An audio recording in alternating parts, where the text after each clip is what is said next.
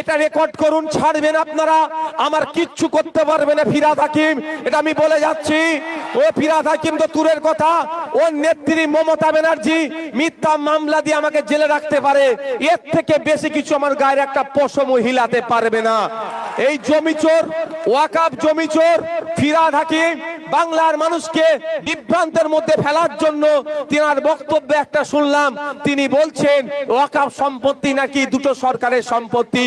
ও নির্লজ্জ, principal act of 1995 ওয়াকাফের আইনকে পড়েনি, 1954 সালের ওয়াকাফের আইনকে এই নির্লজ্জটা পড়েনি। পড়ার সময় কি করে পাবে? তোলাবাজি করতে ব্যস্ত, স্যান্ডো গেঞ্জি পরে তোলা তুলতে ব্যস্ত, নারদার টাকা নিতে ব্যস্ত। ও নারদার টাকা নেবে না, আইনকে পড়বে ওই নির্লজ্জ বিহায়া। আমি এ ভাষায় কিন্তু কথা বলিনি, এবার আমাকে বলতে হবে। ওদেরকে যথেষ্ট সম্মান দিতাম, কিন্তু সম্মান নেওয়ার পাত্ররা যারা নয় তাদেরকে সম্মান দিতে হবে না।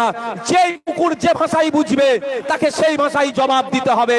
তাই ওই নির্লজ্জ বিহায়াটা সম্পূর্ণভাবে বাংলার মানুষকে মিথ্যাচার করে এই জমির বিষয়টাকে বলছে কেন্দ্র রাজ্যের বিষয়, এই বলে মিথ্যাচার করে বাংলার সহজ সরল মানুষকে বিভ্রান্তের মধ্যে ফেলে দিচ্ছে।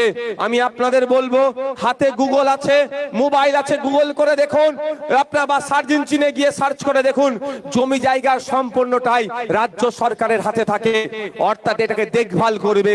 কিন্তু ওয়াকাফ প্রপার্টি কোন রাজ্য সরকারের নয়, স্বতন্ত্র একটা প্রপার্টি।